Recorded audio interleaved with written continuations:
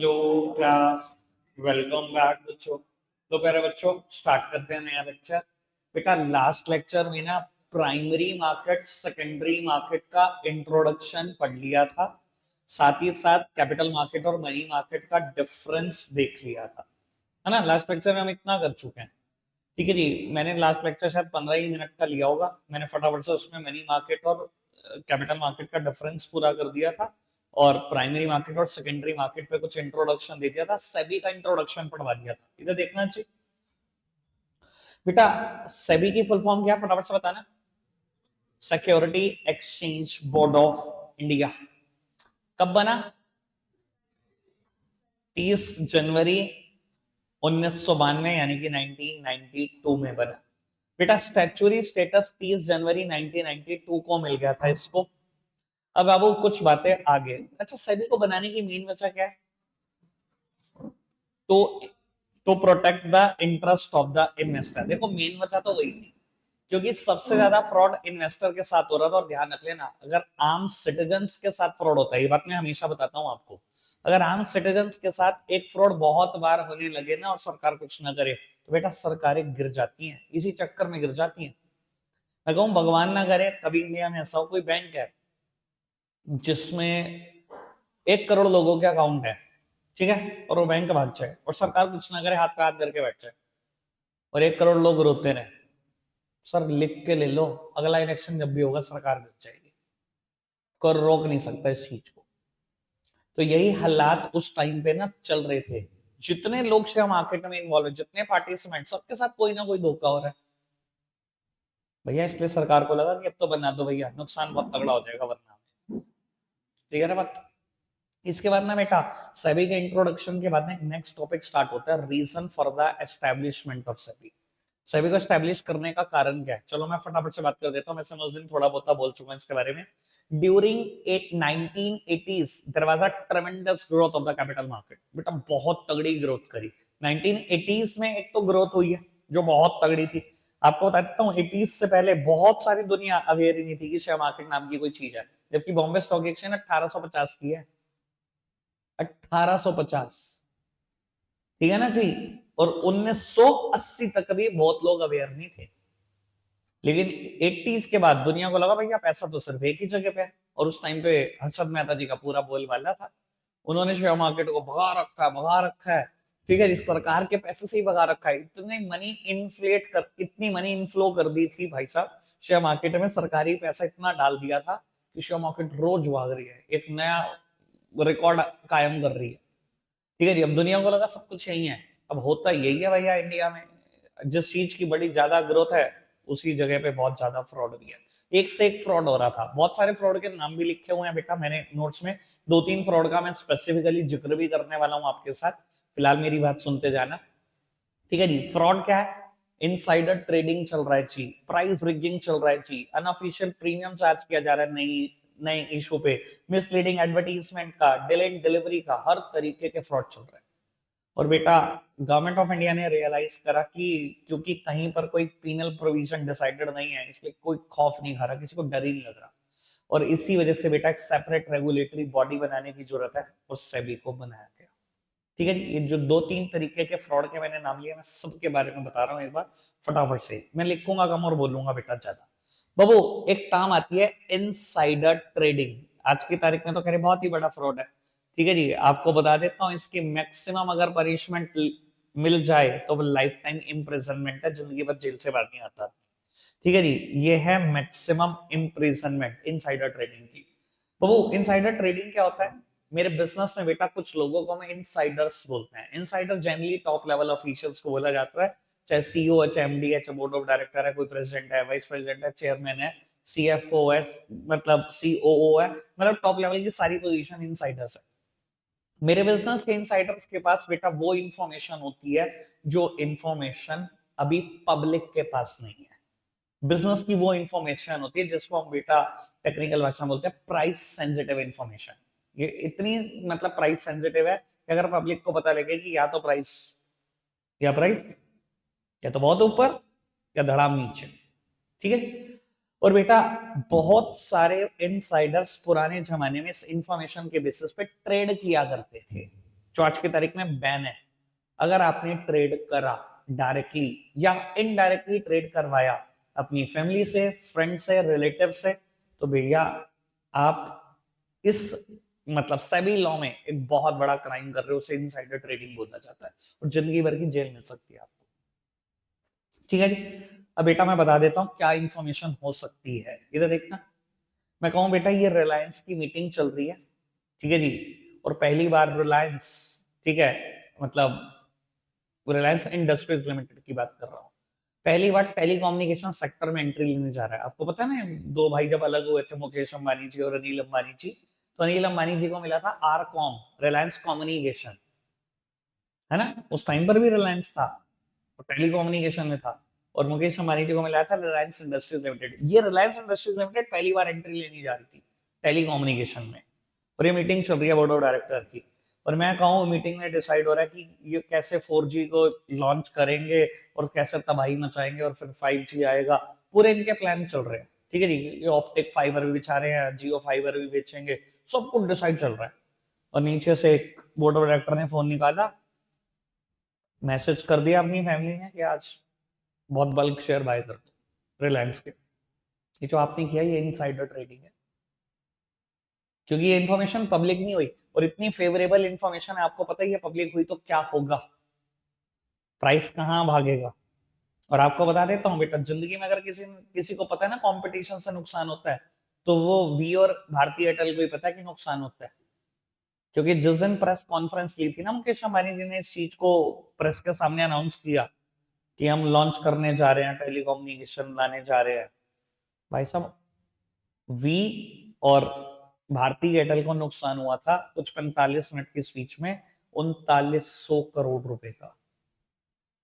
इतना शेयर उनका गिर गया था कि हमारा कितना तगड़ा कॉम्पिटिटर आके बैठ गया हमारे सर के ऊपर।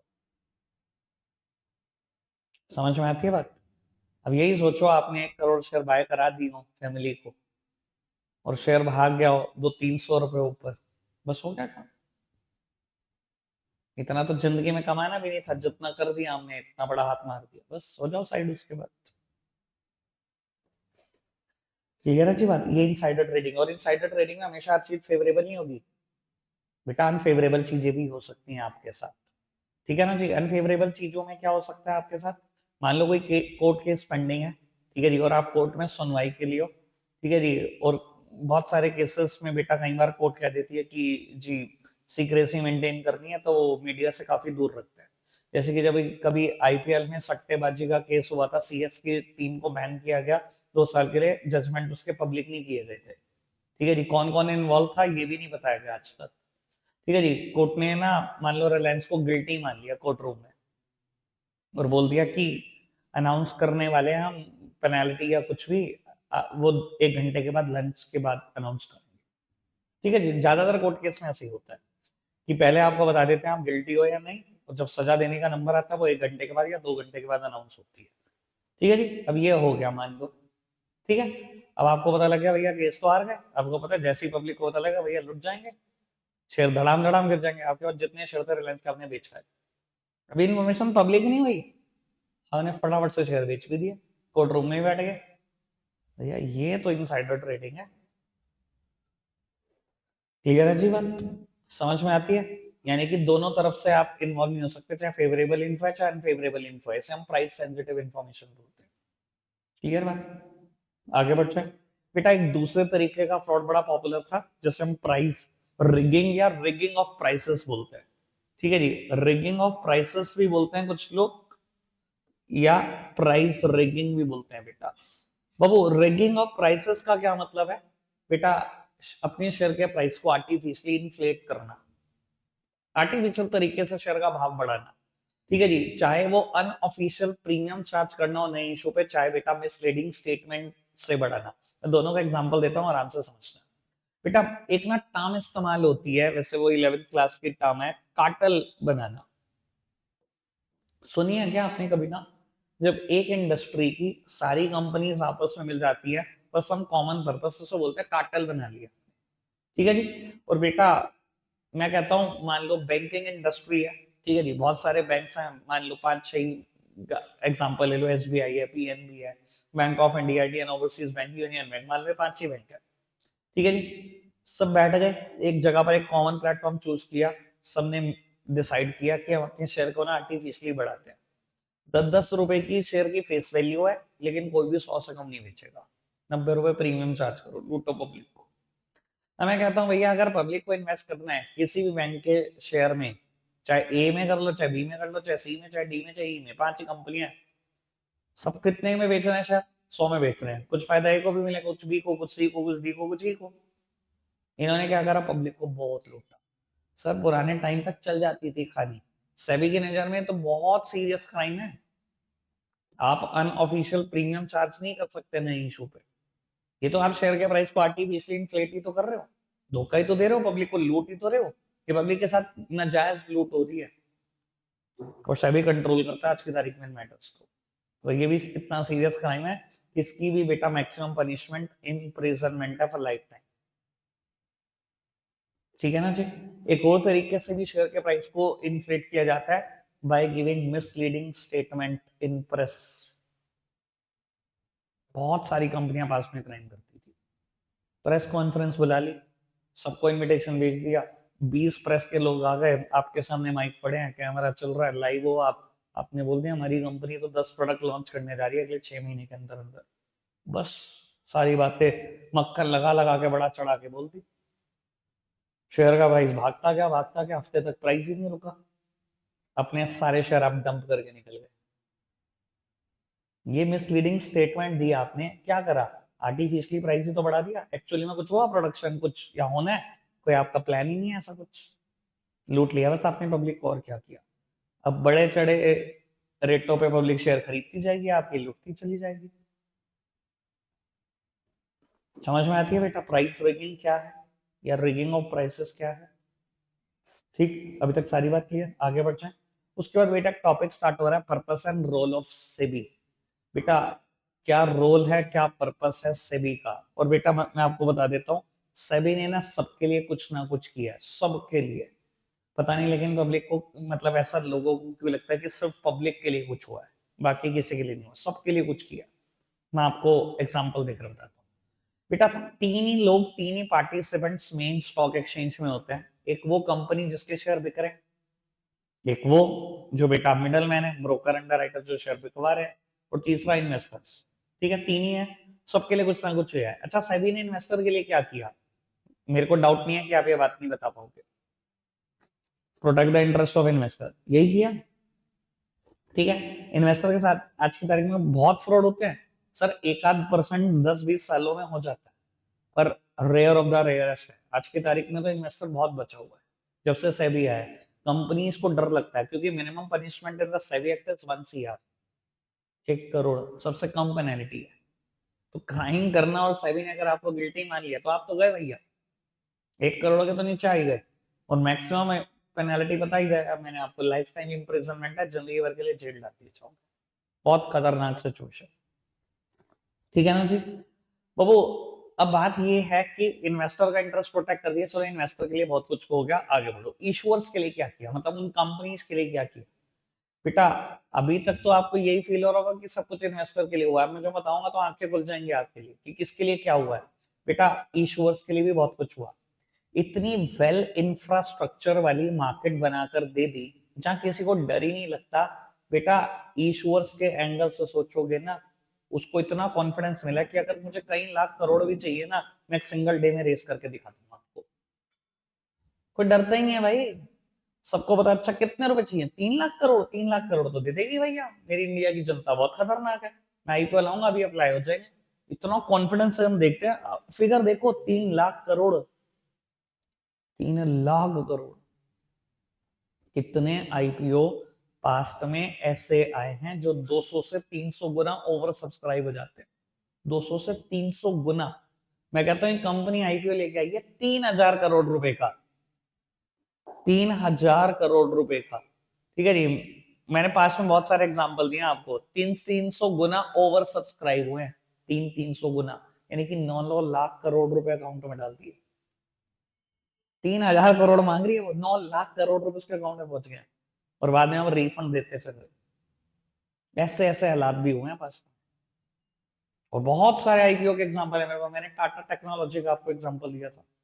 टाटा टेक्नोलॉजी का आईपीओ है, 10 लाख करोड़ के आसपास इकट्ठे हो गए थे टाटा के अकाउंट। 10 लाख करोड़ मांग तो कुछ भी नहीं रहे थे, 3-4 हजार करोड़ मांग रहे थे, 10 लाख करोड़ डाल दिए उनके अकाउंट में। पब्लिक इतनी कॉन्फिडेंस से देखती है, पब्लिक को पता है हमारा पैसा कहीं नहीं जा रहा, उसको भैया सेबी के ऊपर फेथ है कि आपका इंटरेस्ट कहीं पर भी, आपका जो फाइनेंशियल इंटरेस्ट इन्वॉल्व है वो कहीं पर डिसीव नहीं होगा जब तक सेबी बैठा है। आपको धोखा नहीं दे सकता कोई। पब्लिक इतना कॉन्फिडेंस में रहती है, इतना पैसा देती है, इसलिए इशूअर भी बड़े कॉन्फिडेंस में रहता है कि हमें जितना मर्जी पैसा चाहिए एक ही दिन में रेस कर लेंगे, इतना तो टेंशन फ्री है। तो ईश्वर के लिए होगा इतनी वेल इंफ्रास्ट्रक्चर वाली, इतनी सेफ मार्केट बनाकर दी, आप करोड़ों रुपए फंड रेजिंग एक सिंगल डे में कर सकते हो, आप करोड़ों रुपए। और बेटा इन्वेस्टर के लिए हो गया, ईश्वर के लिए हो गया, और जो ब्रोकर इंटरमीडियरीज के लिए होगा वो तो किसी के लिए भी नहीं होगा, किसी के लिए भी नहीं। और जो मैं बातें बताऊंगा आंखें खुल जानी चाहिए आपकी। बेटा अब आपको लगता होगा कि ब्रोकर के लिए तो गलत ही गलत होगा, यही फ्रॉड करते थे, इन्हीं के खिलाफ सभी लॉ बनाया, इनको तो सूली पे टांगने के लिए कानून बनाया गया। भैया ऐसा कुछ भी नहीं है, इनके लिए तो सबसे ज्यादा कुछ हुआ, जो मैं फील करता हूँ। कोई बुक नहीं लिखती इनको फोकस बना के, मैं इन्हीं को फोकस बना के एक्सप्लेन करता हूँ इस चीज को। बाबू इनके लिए ऐसा क्या हो गया बेटा, सेबी बनते ही ना, सेबी ने सबसे पहले ब्रोकर और अंडरराइटर को, जितने भी इंटरमीडिएरीज थे उनको रजिस्टर किया था अपने पास। सेबी ने कहा ऐसे ही नहीं काम चलेगा। आप सोचो कोई भी अगले दिन खड़ा हो जाएगा जी मैं ब्रोकर हूं और मैं ट्रेडिंग करूंगा। आपको पता पास में ट्रेडिंग रिंग में ट्रेडिंग होती थी, रिंग बेस्ड ट्रेडिंग होती थी। देखा है कभी स्कैम 1992? आपने नहीं देखी? नीले रंग का रिंग होता था, उसी में ट्रेडिंग होती थी, सारे ब्रोकर उसी में होते थे, मुंह से बोलते थे इतने शेयर बाय कर लिए, मैं इतने शेयर बाय करना चाहता हूँ। दूसरा इतने ब्रोकर खड़े हैं भैया एक रिंग में, नीले कपड़े पहन के, कोई यूनिफॉर्म होती थी, जॉबर्स बोलते थे, जॉबर्स पुराने टाइम में। ठीक है जी भाई साहब, अगर दूसरे ने कह दिया मैं बेचने को तैयार हूं तो बिक गया, मतलब फिर तो कोई भी ब्रोकर बन जाए, कोई भी आगे वहां खड़ा हो जाए। सेबी ने कहा ऐसे नहीं चलेगा भैया काम, मैं रजिस्टर्ड करूंगा अपने पास ब्रोकर और अंडरराइटर। आप ऐसे ही अंधाधुंध ट्रेडिंग नहीं कर सकते, कोई भी ब्रोकर नहीं बन सकता। मेरे पास इतनी एक्स अमाउंट सिक्योरिटी रखनी पड़ेगी, मैं भी करूंगा बात कितनी सिक्योरिटी और क्यों। एक्स अमाउंट ऑफ की सिक्योरिटी रखनी पड़ेगी, आप कम से कम 10th पास होने चाहिए, पेपर क्लियर करना पड़ेगा, मैं ट्रेनिंग दिलवाऊंगा, फिर जाके ब्रोकर बनोगे। कुछ ऐसे नियम बनाए थे, ठीक है जी। और मैं कहता हूं जैसे भी नियम बने ब्रोकर के फेवर में बने। अब मैं ये बात को समझाने के लिए ना पहले यहां से एग्जाम्पल को हटाकर किसी दूर जगह पे लेके जा रहा हूं, फिर एग्जाम्पल को वापस लेके। मैं एग्जाम्पल दे रहा हूँ सीएस का। बाबू एक बात बताओ, इनकम टैक्स रिटर्न कौन फाइल कर सकता है इंडिया में? ये बहुत बड़ा मुकालता है, आप 12th क्लास में, इसलिए आपको पता नहीं। कोई भी जिसको समझ हो कोई कर लो, आप 12th पास हो, आपको समझ है इनकम टैक्स रिटर्न कैसे फाइल होते हैं, आप खुद कर सकते हो। ठीक है जी। एक इंसान जॉब पर है, बीसीए कर रहा है, पर उसको इनकम टैक्स रिटर्न की समझ है, कॉमर्स में ग्रेजुएट तक नहीं है तो भी कर सकता है। एक इंसान कॉमर्स में ग्रेजुएट है, पोस्ट ग्रेजुएट है, सीएस है, सीए है, लॉयर है, अकाउंटेंट है, कोई है, रिटर्न फाइल कर सकता है, कोई रिस्ट्रिक्शन नहीं। ऑडिट कौन कर सकता है? सिर्फ सीए, कोई और नहीं। ना सीएस, ना सीएमए, ना लॉयर, कोई कुछ नहीं। सीए मतलब सिर्फ सीए। ठीक है। अब एक बात बताओ भाई, बड़ा कमाल की बात बताता हूँ, 140 करोड़ दो इंडिया में सीए इन प्रैक्टिस 1.5 लाख के आसपास है, 1.5 से 2 लाख के बीच में। ठीक है भाई, मेरे से नहीं कराएगा ऑडिट, दूसरे सीए से कराएगा, दूसरे से नहीं कराएगा, तीसरे से कराएगा, कराएगा तो किसी सीए से। ठीक है। एक और बात बता देता हूँ, एक सीए सिर्फ 60 ही ऑडिट कर सकता है। ठीक है। मेरे पास 61वां आया, मैं ले नहीं सकता, अलाउड ही नहीं है मुझे, तो मुझे क्या करना पड़ेगा? हाथ जोड़ के मना करना पड़ेगा, किसी दूसरे सीए से करा लो। मिलेगा मेरे किसी सीए भाई को, मुझे मिलेगा, या मेरे किसी सीए भाई को ही मिलेगा। तीसरी बात, एक और कानून बताता हूँ आपको, अगर किसी सीए की फीस नहीं आई, ठीक है, ऐसा हो नहीं सकता ऑडिट के केस में। मतलब मैं आपको बता देता हूँ, मान लो मेरे पास कोई आदमी आया, मैं ऑडिट कराया, मैंने ऑडिट कर दिया, उसने मेरी फीस नहीं दी ऑडिट की, और उसने सोचा अच्छा मैं बच जाऊंगा, अगली बार गया किसी दूसरे सीए पे कि मैं ऑडिट कर दो, तो नियम है हमारे ऊपर कि कोई भी सीए ऑडिट में प्रोसीड नहीं कर सकता जब तक पिछले सीए से एनओसी नहीं ले लेता, नो ऑब्जेक्शन सर्टिफिकेट। उसने पिछली रिपोर्ट देखी, अच्छा मनीष काबरा ने ऑडिट कर रखा, उसने मुझे मेल लिख किया, मेरे घर चिट्ठी भेजी कि जी मेरे पास इसका ऑडिट आया, मैं प्रोसीड कर सकता हूँ। मैंने लिख दिया मुझे सीरियस ऑब्जेक्शन है, यू कांट प्रोसीड फर्दर, क्योंकि मेरी फी पेंडिंग है। भैया वो आगे एक कदम भी नहीं बढ़ा सकता, उसकी डिग्री चली जाएगी। यानी कि पहले उस क्लाइंट को मेरी फीस क्लियर ही करनी पड़ेगी। अब मैंने तुम्हें 3 नियम बता दिए तगड़े तगड़े। ऑडिट कोई और कर सकता है सीए के अलावा? नहीं कर सकता। 60 ऑडिट तक मैक्सिमम आप कर सकते हो। 60 मान मैं कहता हूँ बड़ी बड़ी कंपनी है 60 ही तो कर सकती है, एक 60वां तो किसी और को देना पड़ेगा, देना भी सीए भाई को ही पड़ेगा। ठीक है जी, उसके अलावा फीस मर सकती है? नहीं मर सकती। और अगर मैं आज ये पूछूं आईसीए ने मेरे लिए क्या किया है, तो मैं पागल नहीं हूं? क्या किया है भाई? तो भगवान है तू तो मेरे लिए। जो काम भगवान देता भगवान का काम है, रोटी देना, तो रोटी दे रहा सारे सीएस को। समझ में आ रही है बात? अब अगर ये कोई पूछे ना ब्रोकर सेबी ने मेरे लिए क्या, पागल हो तुम? 1 लाख ब्रोकर है कुल इंडिया में, 140 करोड़ लोग इंडिया के, 700 करोड़ लोग पूरी दुनिया के। 700 करोड़ लोग इन्वेस्ट करेंगे किसके थ्रू? सिर्फ ब्रोकर के थ्रू, दूसरा कोई बंदा ही नहीं। ब्रोकर को तो पूछना भी नहीं चाहिए सेबी ने मेरे लिए क्या किया, ये करके दिया सेबी ने आपको।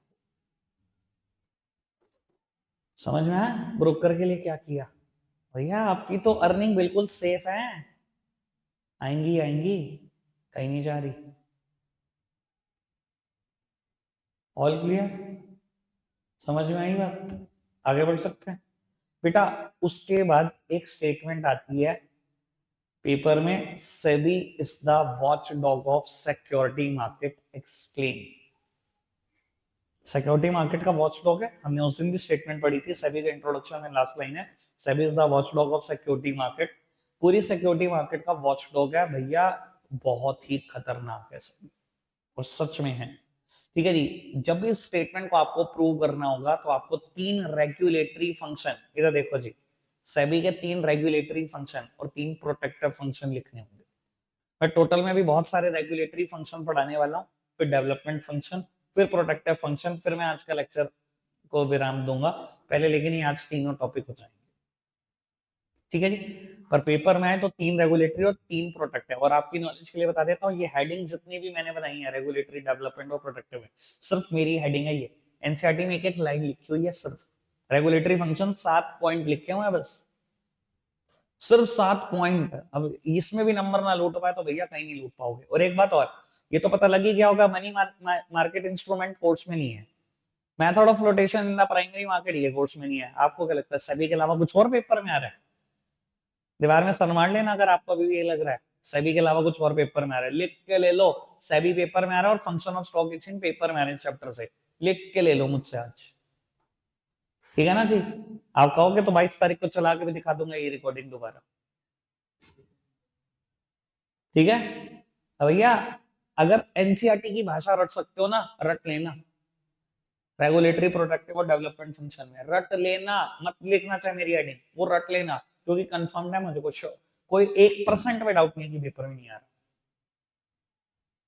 ठीक है जी, चलो खैर मैं स्टार्ट करता हूं रेगुलेटरी फंक्शन। भैया ये जितने भी फंक्शन मैं पढ़ूंगा, जैसे कि नाम है रेगुलेटरी फंक्शन, आपको सब में ना रेगुलेशन दिखाई देगी सेबी की। ठीक है जी, ब्रोकर अंडर राइटर का गला बिल्कुल दबा रखा होगा। ठीक है जी, जितनी म्यूचुअल फंड इन्वेस्टमेंट स्कीम लाती है उनका गला दबा रखा होगा, हर एक का गला ही दबा रखा होगा सभी ने, देख लेना। इतनी रेगुलेशन सबके ऊपर लगा रखी है कि कोई भी भागने ना पाए किसी भी तरीके से। पहली हेडिंग पढ़ना क्या है? Registration of broker, sub broker. ठीक है जी बेटा, सेबी का काम ही यही है। सबसे पहले आते ही मैंने आपको बताया सेबी ने काम ही क्या किया, सारे ब्रोकर सब ब्रोकर को अपने पास रजिस्टर किया। तो ठीक है, मैं अभी सब ब्रोकर का भी मतलब बता देता हूँ। ब्रोकर का भी पता है कौन ब्रोकर बन सकता है इंडिया में? 10th पास मैंने बताया, एक पेपर क्लियर करना है, सभी ट्रेनिंग दिलवाएगा आपको, एज वेल एज बेटा 1 करोड़ रुपए सिक्योरिटी अमाउंट गिरवी रखना है, 1 करोड़ रुपए। क्योंकि आपको पता है स्टॉक एक्सचेंज में बेटा बात बड़ी सिंपल सी ये है कि आपके पास ना पब्लिक के बहुत पैसे आते हैं, अगर आप ब्रोकर हो बहुत पैसे आते हैं। स्टॉक एक्सचेंज में कौन डील कर सकता है? सिर्फ ब्रोकर। ब्रोकर ने ऑर्डर लगा दिया, आपने फोन करा जी ऑर्डर लगाओ, उसने ऑर्डर लगा दिया, आपको बेटा डायरेक्टली स्टॉक एक्सचेंज को पैसा ट्रांसफर नहीं करना होता, आपको ब्रोकर को करना होता है, ब्रोकर करेगा। तो आप करोड़ों रुपए लेके भागना चाहो, इस चक्कर में आपके ऊपर पहले सिक्योरिटी अमाउंट 1 करोड़ रुपए। ठीक है ना? किसी टाइम पर मैंने आपको बताया ना, मैंने भी सब ब्रोकरशिप ली थी, मैंने कभी बताया था आपको, सब ब्रोकर बनने के लिए 50,000 रुपए सिक्योरिटी अमाउंट है सिर्फ। पर सब ब्रोकर क्या होता है? एक ब्रोकर अपने नीचे बहुत सारे सब ब्रोकर बना सकता है, सबसे 50-50 हजार रुपए सिक्योरिटी अमाउंट लिया जाता है। ठीक है ना जी, लेकिन उसमें आप जो भी ब्रोकरेज अर्न करते हो अपने क्लाइंट के थ्रू, उसका एक अच्छा खासा एक हैंडसम शेयर ब्रोकर को देना पड़ता है। तो कमा आप उसमें भी सकते हो, लेकिन इंडिया में जितने ब्रोकर, सब ब्रोकर एजेंट बनते हैं, सब रजिस्टर्ड होते हैं विद सेबी। ठीक है ना, अच्छी बात समझ में आया? यानी कि कोई ना भागने पाए दूर से दूर तक। सेकंड हेडिंग क्या है, पढ़ो फटाफट से, जल्दी जल्दी पढ़ना। Notification of rules and regulation. बेटा SEBI from time to time नए नए रूल्स एंड रेगुलेशन नोटिफाई करता है, नए नए रूल्स रेगुलेशन, और जरूरत भी पड़ती होगी। चेंजिंग एनवायरमेंट है, आपको पता है, डायनेमिक एनवायरमेंट है, एनवायरमेंट बदल रहा है, वैसे वैसे नियम कायदे कानून भी तो बदलने पड़ेंगे। पुराने टाइम में जो सेटलमेंट थी वो T+2 डे थी, जो आप पढ़ोगे T+2 डे पढ़ोगे, अभी प्रिवेलिंग में नहीं है T+1 डे, मतलब थ्योरेटिकली। लेकिन आप देखो शेयर मार्केट में T+1 डे चल रहा है सेटलमेंट। मैंने बहुत बार बोला है, मैं आपको फिर बोल रहा हूं, आप देखोगे टी डे में सेटलमेंट होता हुआ, मैं आपको खुद दिखाऊंगा, बहुत जल्दी मैसेज भेजूंगा ग्रुप में कि टी डे में सेटलमेंट होगा, यानी कि जिस दिन ट्रांजेक्शन होगी उस दिन सेटल हो जाएगी। मैंने T+5 डे देखा है जब मैं आपकी एज में था, 12th में था, फिर T+2 हुआ। आप T+2 पढ़ोगे, लेकिन प्रैक्टिकली T+1 चल रहा है, और मैं आपको टी डे दिखा दूंगा बहुत जल्दी। तो भैया एक बात बताओ, अगर T+2 था, रूल्स रेगुलेशन अलग लिखे हुए थे सभी ने, जैसे T+1 किया, नए रूल्स नए रेगुलेशन को नोटिफाई नहीं करना पड़ेगा? पुराने टाइम में शेयर सर्टिफिकेट आते थे घर, जब डीमैट अकाउंट का जमाना आया, तो आपको नहीं लगता नए रूल्स नोटिफाई करने पड़े होंगे सभी को? क्लियर है इतनी एक बात? आगे बढ़ सकते हैं। थर्ड हेडिंग क्या है बेटा? लिवाइंग ऑफ फीस। देखो शेयर मार्केट में बहुत सारे लोग इन्वॉल्व हैं, इशुअर्स भी, ब्रोकर अंडरराइटर भी, इन्वेस्टर भी, म्यूचुअल फंड भी हो सकते हैं, कुछ मर्चेंट बैंकर भी इन्वॉल्व हो सकते हैं। बेटा अगर किसी ने भी सेबी की किसी भी डायरेक्शन का कॉन्ट्रावेंशन किया, SEBI will levy fees, fines, penalty, कुछ भी लगा सकता है, कितनी भी अमाउंट। आप सेबी की डायरेक्शन का कॉन्ट्रावेंशन नहीं कर सकते, लॉ को धोखा देने की कोशिश नहीं कर सकते। आगे बढ़ो, fourth heading, regulator of investment schemes. बेटा पुराने जमाने में म्यूचुअल फंड आते थे, धोखा देते थे लोगों को फरार इंडिया से। वो धोखे यही होते थे कि आप हमारे म्यूचुअल फंड में इन्वेस्ट करो, हम 80% रिटर्न कमा के देते हैं साल की, 90%, बड़े बड़े सपने दिखाना, 21 दिन में पैसे डबल, ऐसे ऐसे सपने दिखाना। तो ये सेबी ने कहा ये सब वादे चलेंगे नहीं। ठीक है, आप एक्सपर्ट हो मार्केट के, भगवान नहीं हो। मैंने म्यूचुअल फंड का इंट्रोडक्शन दिया ना, पैनल ऑफ एक्सपर्ट होता है, एक्सपर्ट होने का मतलब भगवान होना नहीं होता। ठीक है ना जी? आपने स्टैच्यूरी वार्निंग सुनी होगी टीवी पर बहुत बार, mutual fund investments are subject to market risk, read all schemes related document carefully. आपको पता है ये वार्निंग किसने इशू करने को कहा? सेबी ने। ये स्टैच्यूरी वार्निंग है। म्यूचुअल फंड है, भगवान नहीं, mutual fund investments are also subject to market risk. Sir आप भी सब्जेक्ट टू मार्केट रिस्क हो, आपने किसी कंपनी के शेयर में इन्वेस्ट कर दिया, किसी कंपनी के शेयर में इन्वेस्ट कर दिया, भैया अगले दिन युद्ध छिड़ गया तो, रशिया यूक्रेन ही हो गया तो भैया पूरी मार्केट गिरी थी। इसका मतलब ये नहीं है कि आपके शेयर नहीं गिरे, जहां आपने इन्वेस्ट करा वो भी धड़ाम गिरे थे। म्यूचुअल फंड हो, भगवान नहीं हो। ठीक है ना जी? जितनी म्यूचुअल फंड आज की तारीख में स्कीम लाता है पब्लिक को बेचने से पहले, इन्हें हम एनएफओ बोलते हैं। एनएफओ मतलब न्यू फंड ऑफर। जैसे शेयर के लिए आईपीओ वर्ड बोला जाता है, म्यूचुअल फंड के लिए एनएफओ बोला जाता है, न्यू फंड ऑफर। ठीक है जी? एनएफओ लाने से पहले आप सारी स्कीम रजिस्टर्ड कराते हो सेबी के पास। सेबी सारे डॉक्यूमेंट खुद पढ़ता है कि कोई उल्टा सीधा क्लेम तो नहीं कर रखा आपने, कितने रुपए कमा के दे दोगे पब्लिक को। ऐसा कोई क्लेम वैलिड नहीं है आज के तारीख में। फिफ्थ नंबर पर हेडिंग पढ़ना क्या है बेटा? Prohibition of unfair trade practices. देखो मैं आपको बता देता हूँ, ये हेडिंग हर जगह पर आएगी अलग अलग तरीके से। डेवलपमेंट फंक्शन में आएगी सेकंड नंबर पे, इसका नाम देखो शायद, प्रमोशन ऑफ फेयर ट्रेड होगा। ठीक है ना जी? फिर प्रोटेक्टिव फंक्शन में भी आएगी सेकंड नंबर पे, तो बेटा वहां नाम थोड़ा सा अलग होगा। बाबू हर जगह पे मैटर थोड़ा सा अलग है, बस ये सभी का मेन एम है कि अनफेयर ट्रेड प्रैक्टिसेस को रोक लगाना, फेयर प्रैक्टिसेस को प्रमोट करना। ये है बस फिफ्थ पॉइंट, इतना सा। सिक्स पॉइंट में क्या लिखा है? Inspection and inquiry. बेटा सेबी चाहे तो किसी भी टाइम सरप्राइज विजिट करा सकता है स्टॉक एक्सचेंज में, किसी भी स्टॉक एक्सचेंज का ऑडिट करा सकता है। और बेटा मैं आपको बता देता हूँ, हर साल ऑडिट असाइनमेंट मिलते हैं किसी ना किसी सीए को, जो स्टॉक एक्सचेंज में ऑडिट करते हैं सरप्राइज। और बेटा कई बार सरप्राइज विजिट के दौरान एक दो फ्रॉड भी पकड़े गए। ठीक है ना जी? समझ में आती है बात? केतन पारिक का एक फ्रॉड है, मैं आपको बताऊंगा दोबारा, मैंने पिछली बार भी बताया था, केतन पारिक एक ब्रोकर हुए हैं, ठीक है जी, उनका एक फ्रॉड है, बताऊंगा जरूर जब मैं ट्रेडिंग एंड सेटलमेंट प्रोसीजर कल से शुरू करूंगा, तब करेंगे इसकी बात, ठीक है जी। वो भी इंस्पेक्शन एंड इंक्वायरी में मिला था। इवन आपको ये भी बता देता हूँ, अगर सेबी को लगता है कि कोई किसी केस में बेटा डायरेक्टली और इनडायरेक्टली इन्वॉल्व है, सेबी चाहे तो सम्मन भेज सकता है, जिस मर्जी को बुला सकता है, वो भी इसी पॉइंट का पार्ट है।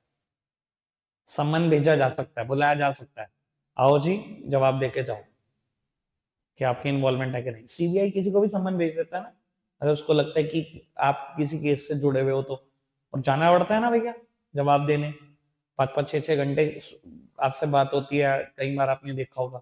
सीबीआई वाले लोग तो भाई बहुत खतरनाक होते हैं, ऐसे ही सेबी है भैया, बहुत खतरनाक, किसी को भी सम्मन भेज के बुला सकता है अगर उसको लगे कि आप किसी केस में डायरेक्टली और इनडायरेक्टली इन्वॉल्व हो, या स्टॉक एक्सचेंज में आपने कोई इरेगुलरिटी परफॉर्म की है तो, ठीक है। And last one is performing and exercising power. बेटा एक ना कानून हुआ है स्कैरा, सिक्योरिटी कॉन्ट्रैक्ट रेगुलेशन एक्ट 1976, इसका नाम आप एक जगह और पढ़ोगे बेटा कल, सिक्योरिटीज कॉन्ट्रैक्ट रेगुलेशन एक्ट 1956, कैरा 1956। तो एक बात बताओ, सेबी कब बना? 1992। ये भी सिक्योरिटी मार्केट से रिलेटेड एक कानून है, 1956 में पास हुआ। बेटा इस एक्ट में ना बहुत सारी जगह पर लिखा हुआ है, गवर्नमेंट ऑफ इंडिया को पावर दी है इस कानून ने, मतलब कि पेनल्टी कौन लगा सकता है, वहां लिखा है सेंट्रल गवर्नमेंट कैन डिसाइड, ठीक है जी। बहुत ही सारी जगह इसने पावर किसको दी, गवर्नमेंट ऑफ इंडिया ने। लेकिन 1992 में जब एक अलग कानून बन गया, तो गवर्नमेंट ऑफ इंडिया ने ना अपनी सारी पावर, जो किसी भी सिक्योरिटी मार्केट से रिलेटेड कानून ने गवर्नमेंट ऑफ इंडिया को दी, गवर्नमेंट ऑफ इंडिया ने वो डेलीगेट कर दी टू द सेबी। यानी कि यहाँ इस लॉ में जितनी भी जगह गवर्नमेंट ऑफ इंडिया का नाम है, आज की तारीख में आप सेबी पढ़ो उसको, वो काम सेबी करता है गवर्नमेंट ऑफ इंडिया की। क्लियर है बात? सारे रेगुलेटरी फंक्शन क्लियर, फटाफट से डेवलपमेंट पे शिफ्ट करो जल्दी से। क्या है जी? Training to the intermediaries, training and intermediaries क्या बोल रही है, ट्रेनिंग टू द इंटरमीडिएरीज। अभी मैंने एक बात समझाई थी बेटा कि कैसे ब्रोकर बन सकते हो, 10th पास, एक पेपर क्लियर करो, साथ में सेबी ट्रेनिंग दिलवाएगा। बेटा सेबी बहुत सारे ब्रोकर्स जो बनना चाहते हैं उनको with the help of stock exchange training दिलवाता है, और आप ये अगर कायदे से समझो तो ये डेवलपमेंट फंक्शन ही है सेबी का। इससे डेवलपमेंट नहीं होगी स्टॉक एक्सचेंज की, नई ब्रोकर की एंट्री होगी तो। देखो बात बड़ी सिंपल सी है, एक बंदा जब स्टॉक एक्सचेंज में एंट्री करेगा एज अ ब्रोकर, तो अपने 200-500 संबंध तो हर एक आदमी का है ना, 200-500 लोगों को शेयर मार्केट में लाने की कोशिश करेगा ना कि मेरे थ्रू इन्वेस्टमेंट करो अपनी ब्रोकरेज के चक्कर में, तो नए नए लोगों का पार्टिसिपेशन बढ़ेगा, ग्रोथ होगी स्टॉक एक्सचेंज की, होगी क्या नहीं होगी? मैंने आपको एक कभी बात शेयर गई थी, पता नहीं याद है कि नहीं, 2020 में जब कोविड आया, कोविड से जस्ट पहले तक इंडिया में टोटल डीमैट अकाउंट कितने थे? 1 करोड़। कब की स्टॉक एक्सचेंज है, कब की? टोटल डीमैट अकाउंट कितने थे? 1 करोड़। 2019 तक, कोविड के टाइम पर अकेले एक साल में डीमैट अकाउंट होल्डर डबल हो गए, 1 करोड़ से सीधा 2 करोड़। और कौन कूद रहा है? जेंजी। इनको कमाना है जल्दी जल्दी, इनके चक्कर में तबाही हो रही है आजकल शेयर मार्केट की। लर्न बिफोर यू अर्न, बहुत कमाने का शौक है, पढ़ लो, वही तुम चाहते हैं, ऐसे कमाया नहीं जाता कभी भी। क्लियर है क्या जी बात? अभी तक मैंने जितनी भी बोली, कोई दिक्कत कोई परेशानी अभी तक? आगे बढ़ जाए। Training to the intermediate term clear. Second one is promotion of fair trade. लेकिन यहाँ लिखना क्या मैटर चेंज है वो मैं बता देता हूँ। बेटा किसी टाइम पर सेबी के एस्टेब्लिशमेंट से पहले अंडर राइटिंग कराना कंपलसरी था। अब अंडर राइटिंग का मतलब तो समझते होंगे ना, शायद कुछ ध्यान है ना, अपने शेयर को अंडर राइट कराना कंपलसरी था, मतलब कोई भी कंपनी डायरेक्टली पब्लिक से अपील नहीं कर सकती थी कि मेरे शेयर खरीद लो, अंडर राइटर के थ्रू ही शेयर बिकवाना पड़ता था। अब अंडर राइटर कमीशन मांग रहा है 10%, 15%। अब यार छोटी छोटी कंपनियां तो तबाह हो जाती थी, 10 करोड़ की कंपनी, आप उसे कहते हो 10% मेरे चार्जेस है, ये 1 करोड़ तो खत्म हो गया, 9 ही करोड़ आएंगे मेरे हाथ में। वो थोड़ा सा चीटेड सा फील करते थे। सेबी ने बनते ही भैया ये काम किया कि अंडर राइटिंग को ऑप्शनल कर दिया। अगर आपका बजट नहीं है और आप अंडर राइटर के थ्रू शेयर नहीं बिकवाना चाहते, नहीं बिकवाओ, आप डायरेक्टली जाओ पब्लिक के पास, शेयर बेच सकते हो। समझ में आया क्या था promotion of fair trade? Third number पे एडिंग क्या? रिसर्च। भैया कोई भी प्राइवेट एंटिटी होगी अपने प्रॉफिट का 5%, 7%, 10% रिसर्च में खर्च कर रही है आज की तारीख में, कि मैं कहाँ लैग कर रहा हूँ, कहाँ कमी है, कुछ नया ढूंढ के लाऊं, मार्केट में नई टेक्नोलॉजी लाऊं, नया प्रोडक्ट लाऊं, ऐसा ही सब कर रहे हैं।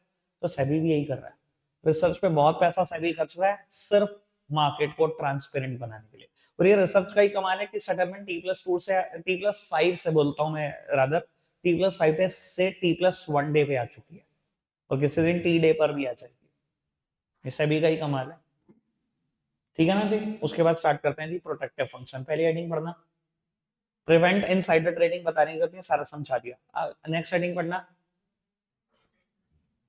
ये जो फ्रॉडुलेंट प्रैक्टिसेस वाला सेकंड पॉइंट है, इसमें दो ही बातें दी गई हैं, प्राइस रिगिंग की बात और मिसलीडिंग स्टेटमेंट की बात, दोनों क्लियर कर दी मैंने। दोनों का मतलब आखिरी में एक ही निकलेगा कि शेयर के प्राइस को आर्टिफिशियली इन्फ्लेट कर देते आप। ठीक है जी। तीसरी हेडिंग 1 मिनट रोक दो पहले, चौथी पढ़ना, एजुकेट इन्वेस्टर्स। कुछ याद आई? मैं हमेशा एग्जांपल देता हूँ। सेबी बेटा आपके इंटरेस्ट को ना प्रोटेक्ट करना चाहता है, और उसके लिए कुछ भी करना पड़े वो एजुकेट करता है इन्वेस्टर को थ्रू एड कैंपेन्स चलाता है। याद है, मैं एक एग्जांपल देता हूँ, आपको पता है कि नहीं है जी। बिजनेस पे बड़े पुराने टाइम में एक ऐड आया करता था, मैं आपके जितना हूँ या कुछ बढ़ाऊंगा, सीए कर रहा था कि एक फ्लाइट लैंड करी, याद आ गया होगा वो एग्जांपल, फ्लाइट लैंड करी, ठीक है जी, चेकआउट कर रहे हैं लोग, चेकिंग चल रही है, वॉचमैन चेक कर रहा है और फटाफट से आपको बाहर निकाल रहा है। ठीक है जी। तो दो लाइन चल रही है, ठीक है जी। एक लाइन में ना दो ही लोग रह गए, फटाफट से तीन आदमी लगे, उनको देख के दिखाई, एक आदमी फटाफट से आया उनके पीछे लग गया, इतने में वॉचमैन चला गया। ठीक है जी। दूसरी लाइन में भीड़ लगी हुई है, भीड़ लगी हुई है, लेकिन वो गार्ड फटाफट से चेक कर रहा है और भेजी जा रहा है, भेजी जा रहा है। ये तीन आदमी ने देखा लाइन बड़ी छोटी रहेगी, फटाफट से तीनों आदमी तरफ आ गए। ठीक है जी। और चौथा आदमी इनके देखा देखा इस लाइन में, ये गार्ड उठा, इसने अपनी लाइन चेंज कर दी, इसने कहा इस लाइन को चेक करना शुरू करता हूँ, बहुत देर होगी, इस लाइन को चेक कर दो। ये गार्ड उठा, इसने लाइन चेंज करके फटाफट से यहाँ चेक करी, जैसे ये लाइन थोड़ी सी ढीली पड़ी, वो तीन आदमी फिर इधर शिफ्ट कर गए। ठीक है जी। एक आदमी फिर देखा दिखाई इधर शिफ्ट कर गया, इतने में गार्ड ने अपनी पोजीशन फिर चेंज कर दी। दो तीन बार ऐसा दिखाया जाता है और उसके बाद एक स्टैच्यूरी वार्निंग आती है कि किसी के देखा दिखाई शेयर मार्केट में इन्वेस्ट मत करें। आपको पहले खुद समझ होनी चाहिए, खुद पढ़ लो कि क्या है शेयर मार्केट, पता कुछ नहीं है, मेरा दिल कह रहा है ये होगा, ले भाई ये शेयर खरीद ले, मेरा दिल कह रहा है ये होगा। इंडिया इंडिया में लोग दिल पे तो इमोशनल होकर तो इन्वेस्टमेंट करते हैं विदाउट अ लॉजिक, ज्ञान है नहीं, बस लगे पड़े। ये चीज बहुत खतरनाक है। ठीक है ना जी, समझ में आया एजुकेटेड इन्वेस्टर क्या है? अब बेटा सेकंड लास्ट हेडिंग क्या है, चलो इसको कल करते हैं, बस इतना ही रखते हैं आज के लिए। ठीक है ना जी, बाकी सारी बातें कर लेते हैं। Bye bye.